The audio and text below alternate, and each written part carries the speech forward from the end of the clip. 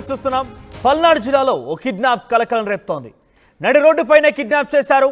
అయితే ఆటోలో వచ్చి వైసీపీ కార్యకర్తను కిడ్నాప్ చేసినట్టు తెలుస్తోంది. వినుకొండ మండలం వెంకుపాలెం దగ్గర ఈ ఘటన చోటు చేసుకుంది. నడి రోడ్డుపైనే ఆటోని అడ్డుకొని కిడ్నాప్ చేశారు. బొలిరో వాహనంలో వచ్చారు 8 మంది.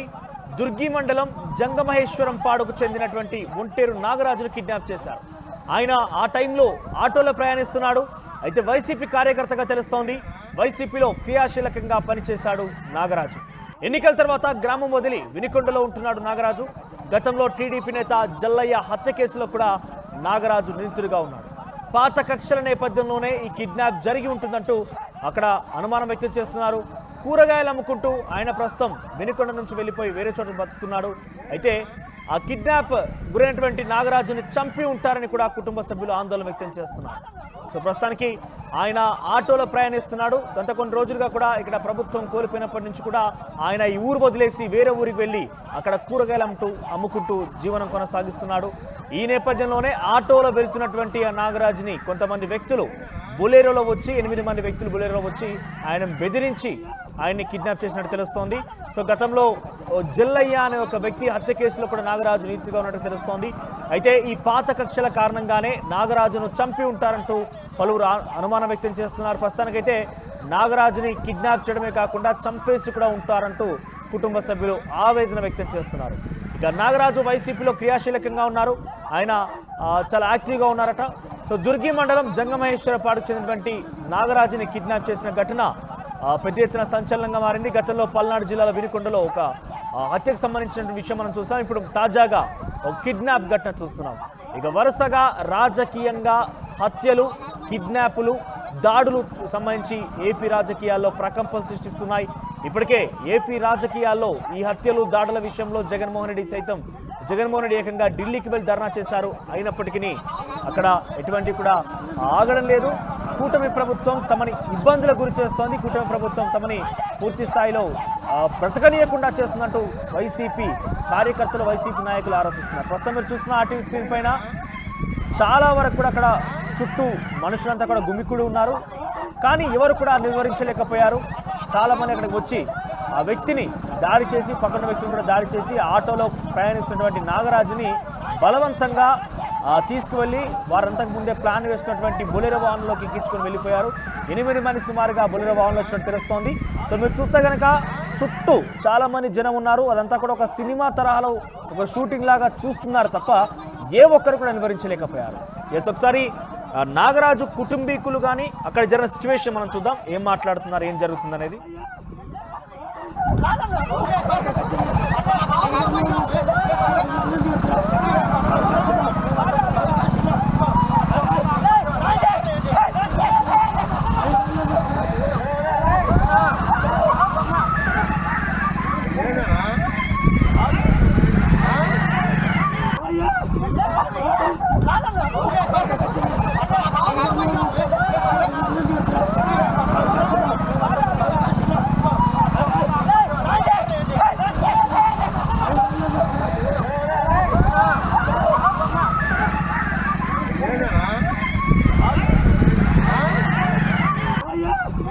రోజు పోయినట్టే పోతున్నాం. నన్ను మా ఆడవాళ్ళందరూ కంట్రోల్ బియ్యం తీసిపోయా, మళ్ళీ ఎత్తరో హీరో, మళ్ళీ మొన్న కూడా తీసుకోకపోతే ఎత్తరో హీరో మళ్ళీ మనకి ఇక్కడ అక్కడ తీసుకోకుండా అని అంటే నేను ఆగా. మా వాళ్ళు 4 పోతారు. అల్లుడు నా 2 చిన్నపిల్ల, మా ఆడవాళ్ళు కొడుకు పోతుంటే వెనక మళ్ళీ కారు వచ్చిందంట. అడ్డం తిప్పి ఆమెతోనే పట్ట గొడవలు తీసుకొని అద్దాన్ని నరికాడు. కాదు నరకని ఆపాను. ఎలటూరు కుర్రే, వెంకుపాలెం కుర్ర, వెంకుపాలెం కుర్ర కొట్టి ఎక్కించుకొని పోయినాడు. మా పిల్ల అడ్డ పడితే ఎదురు రూమ్ని పెట్టి తన్నింది, జాడిచ్చి కింద పడి. మీ ఆవిడ చివరి కొడుకు కొన్న మల్లికార్జునం, చివరి కొడుకే. మరి ఆరుద్దుల మణిగాడు, తండ్రి సీను, కంచర్ల బొర్రయ్య కొడుకు రామాంజీ, నాన్నరావు కొడుకు జల్లయ్య. నా పేరు ఎర్రిపోయిన రవి, మా వినుకొండ అయితే నేను జంగమేశ్వరపాడులో, దుర్గిమండలం జంగమేశ్వరపాడులో పెళ్లి చేసుకున్నా. ఆ పార్టీ గొడవల వల్ల మొత్తం ఫ్యామిలీ మొత్తం ఇక్కడికి వచ్చి ఉంటున్నారు. వాళ్ళు ఈ రోజు ఉదయం రోజులాగే కూరగాయలు వేసుకొని వ్యాపారానికి వెళ్తుంటే ఉదయం 8 గంటల లోపల వాళ్ళకి పార్టీ గొడవలు ఉండబట్టి వల్ల ఒంటేరు నాగరాజు అనే వ్యక్తిని బామ్మర్దిని ఎగలటూరు ఎంగిపాలెం కొరవ కాడ అడ్డుగెలిచి దాడి చేశారు కత్తులు గొడ్డలతో. దాడి చేసి నేను అడ్డం బద్దలకి నన్ను కానీ కత్తితో తల మీద నరికారు. నరికి ఇంకా ఆ అబ్బాయిని ఈడ్చుకెళ్ళి కార్లు వేసుకొని తీసుకెళ్ళారు. నా సెల్లు ఎస్, మీరు చూస్తే కనుక నాగరాజ్ని అందరూ చూస్తుండగానే పట్టపగలే దాడి చేసి ఆయన్ని ఒక బొలెరో వాహనంలో భయభ్రాంత గురి చేసి బలవంతంగా ఎక్కించుకోవడం చూసాం. సో ఒకసారి మనతో పాటుగా తాజాగా జరిగిన పరిణామాలపై మా ప్రతినిధి రామారావు జాయిన్ అవుతున్నారు. ఎస్ రామారావు, ఎస్ అసలు ఏం జరిగి ఉంటుంది? నాగరాజ్కి పాత కక్షలే కారణంగా అనుమానిస్తున్నారు. అసలు పాత కక్షలు ఏ రకంగా ఉన్నాయి? ఆయన ఏకంగా ఊరు వదిలి పక్క ఊరికి వెళ్ళి కూరగాయలు అమ్ముతూ అక్కడ జీవనం సాగిస్తున్నట్టు తెలుస్తోంది. సో అయినప్పటికీ ఆయన కావాలని రెక్కి నిర్వహించి కూడా, ఎందుకంటే చూస్తే కనుక ఆటో ప్రయాణిస్తున్న నేపథ్యంలో బొలెరోతో సహాయం అక్కడికి వచ్చి అక్కడ అంతా కూడా కిడ్నాప్ చేశారు. చాలామంది చుట్టూ ఉన్నారు కానీ ఎవరు కూడా నిలువరించలేకపోయారు. అసలు ఏం జరిగింది?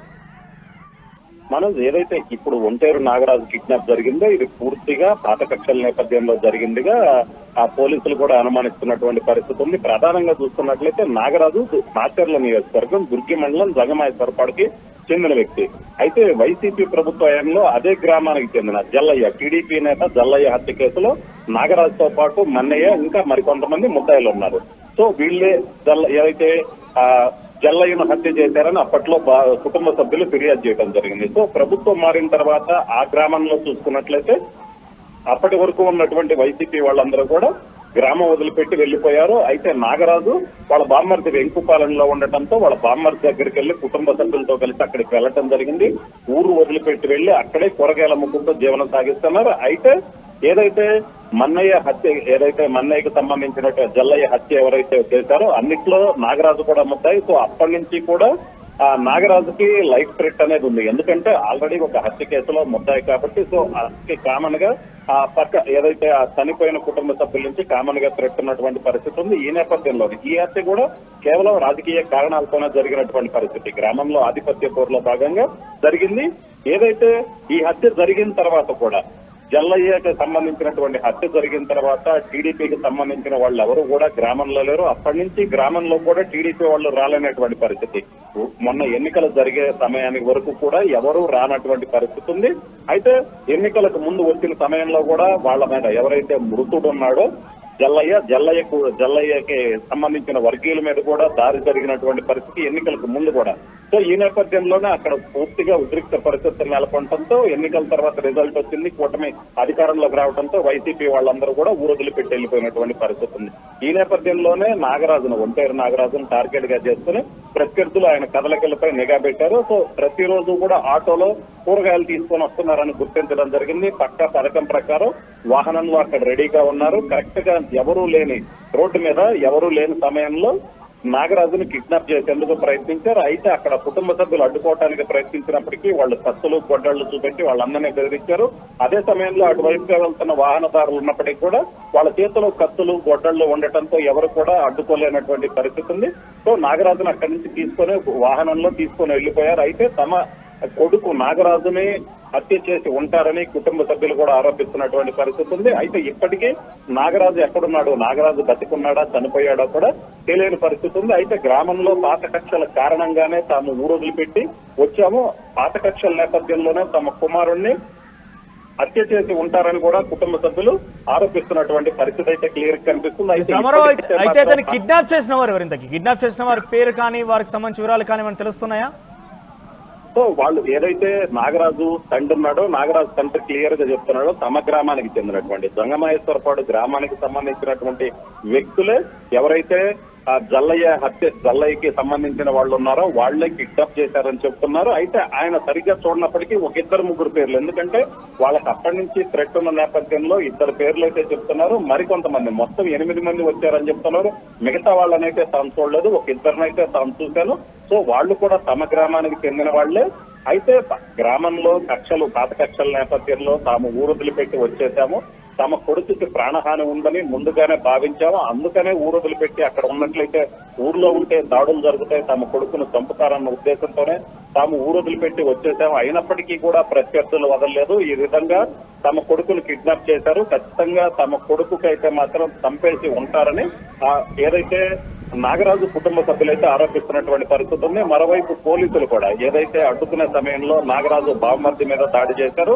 సో నాగరాజు బావమర్ది ఇచ్చినటువంటి ఫిర్యాదు మేరకు పోలీసులు కేసు నమోదు చేశారు. ఎక్కడి నుంచి ఏదైతే రామారావు, గతంలో నాగరాజుకి ఏమైనా హెచ్చరికలు కానీ ఆయనకు బెదిరింపులు కానీ వచ్చాయా? అట్ ద సేమ్ టైం ఇక్కడ మనం వీడియోలో చూస్తుంటే కనుక చాలా మంది చుట్టుముట్టు ఉన్నారు, అందరూ చూస్తున్నారు, కానీ ఎవరు కూడా నివారించలేకపోయారు.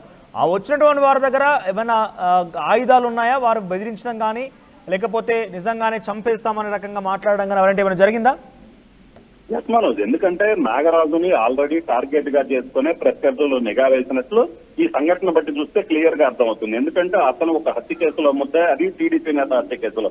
ఇతను గ్రామంలో ఉన్న సమయంలో వైసీపీలో యాక్టివ్ గా ఉన్నారు. సో ప్రభుత్వం మారిన తర్వాత, కూటమి వచ్చిన తర్వాత అతను అక్కడి నుంచి రావడం జరిగింది. అయితే కిడ్నాప్ జరిగే సమయంలో అయితే మాత్రం అక్కడ వాళ్ళైతే చూసిన ఏదైతే స్థానికంగా అక్కడ ఉన్నటువంటి ప్రత్యక్ష సాక్షులు చూసిన ప్రకారం అలాగనే నాగరాజు బావమరిది కూడా క్లియర్ గా అడ్డుకోవడానికి ప్రయత్నిస్తే అక్కడ కత్తితో తనని మెడ మీద కొట్టారు. సో కొట్టడంతో తాను కింద పడిపోయాను. వెంటనే అక్కడి నుంచి నాగరాజును తీసుకొని వెళ్లిపోయారని చెప్తున్నారు. అలాగనే వచ్చిన వాళ్ళు ఎవరైతే 8 మంది వచ్చారో, ఈ 8 మంది దగ్గర కూడా కత్తులు, గొడ్డళ్లు కూడా ఉన్నాయని ఆ నాగరాజు బావమర్ది ప్రత్యక్ష సాక్షి. ఎందుకంటే ఆ ఆటోలో నాగరాజుతో పాటు అతని బావమర్ది కూడా ఉన్నాడు.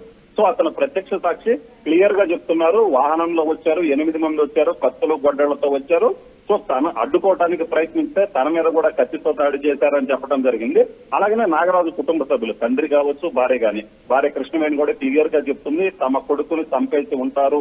ఎందుకంటే పాత కక్షలు ఉన్నాయి, గ్రామంలో ఒక హత్య కేసులో ముద్దాయి కాబట్టి. నాగరాజుని ఎక్కడికి తీసుకెళ్లారు? ఏదైనా వివరాలు తెలుస్తున్నాయా? పోలీసులు ఏం చెప్తున్నారు? ఎక్కడికి తీసుకెళ్లారు ఆయన్ని? మనోజ్, అయితే ప్రస్తుతం అయితే ఏదైతే నాగరాజు కుటుంబ సభ్యులు ఇచ్చిన ఫిర్యాదు మేరకు వెంకుపాలెం సమీపంలోనే అన్ని చోట్ల కూడా పోలీసులు గాలింపులు చేపట్టారు. అలాగనే నాగరాజుకు ఫోన్ ఏదైతే ఉందో, నాగరాజు ఫోన్ కూడా ప్రస్తుతం స్విచ్ ఆఫ్ లో ఉన్నదని పోలీసులు గుర్తించడం జరిగింది. అలాగే దీంతో పాటు నాగరాజు బావమరిది సెల్ ఫోన్ ను కూడా నిందితులు ఎవరైతే ఏదైతే వచ్చారో ఆ కిడ్నాప్ చేయడానికి వచ్చారో వాళ్ళు ఫోన్ తీసుకొని అనుమానితుల సెల్ ఫోన్ ట్రాకింగ్ ద్వారా సమాచారం కనుగొనలేకపోతున్నారు పోలీసులు. ఎస్ మనోజ్, ప్రస్తుతానికైతే మాత్రం నాగరాజు సెల్ ఫోన్ కావచ్చు, అలాగనే నాగరాజు బామ్మర్ది ఏదైతే ప్రత్యక్ష సాక్షి ఉన్నాడో అతని సెల్ ఫోన్ కూడా వాళ్ళు తీసుకెళ్లారు. 2 సెల్ ఫోన్లు కూడా స్విచ్ ఆఫ్ అయినటువంటి పరిస్థితి ఉంది. అలాగనే నాగరాజు కుటుంబ సభ్యులు ఎవరైతే అనుమానితులు చెప్పారో సో వాళ్ళు దుర్గి మండలం జంగమేశ్వరపాడులో ఉంటారు. వాళ్ళ ఫోన్ నెంబర్ల ద్వారా, వాళ్ళ ఫోన్ నెంబర్లను తెలుసుకునే పనిలో ఉన్నారు. ఫోన్ నెంబర్ల ద్వారా వాళ్ళు ఏదైతే వీళ్ళు నాగరాజు కుటుంబ సభ్యులు ఆరోపిస్తున్నారో వాళ్ళు ఎక్కడున్నారు అనే దాని మీద పోలీసులు ప్రధానంగా దృష్టి సారించడం జరిగింది. ఇప్పటికే దుర్గి పోలీసులకు కూడా ఈ ఘటనకు సంబంధించి, నాగరాజు కిడ్నాప్ కు సంబంధించినటువంటి సమాచారం కూడా అందించారు.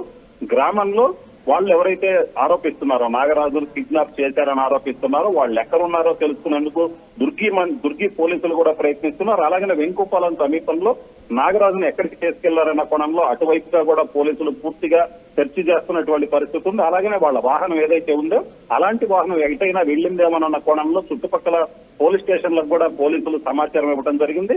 ఇప్పుడు నాగరాజు బతికున్నాడా, చనిపోయాడా, ఎవరు కిడ్నాప్ చేశారు, ఏదైతే జల్లయ్య హత్య కేసులో ఎవరైతే జల్లయ్య హత్యకు సంబంధించి వాళ్ళ కుటుంబ సభ్యులు ఎవరన్నా ఈ కిడ్నాప్ కు పాల్పడ్డారా అన్న కోణంలో కూడా పోలీసులు ప్రధానంగా దృష్టి సారించారు. అలాగనే ప్రధానంగా నాగరాజు ఆత్మహత్య కోసం కూడా ప్రయత్నిస్తున్నారు. మనోజ్, రైట్ రామారావు.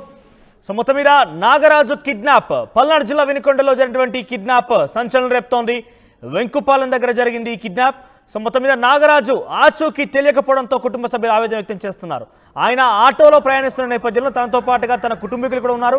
ముఖ్యంగా తన బావమరిది కూడా తన వెంటే ఉన్నాడు. అయినప్పటికీ 8 మంది కక్షపూరితంగా ముందస్తుగానే వేసినటువంటి ప్రణాళిక మేరకు అక్కడికి చేరుకొని బొలెరోలో సహాయంతో అక్కడ చేరుకున్నారు. వారి దగ్గర ఆయుధాలు కూడా ఉన్నాయి.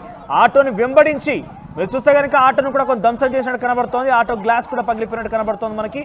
ఆటోని వెంబడించి ఆయన్ని బెదిరించి ఆయుధాలతో వారందరూ కూడా భయభ్రాంతులకు గురి చేసి బలవంతంగా నాగరాజును తీసుకెళ్లి బొలెరో సహాయంతో వారందరూ కూడా కిడ్నాప్ చేశారు. సో కుటుంబీకులు అయితే నాగరాజుని ఏకంగా చంపేసి ఉంటారంటూ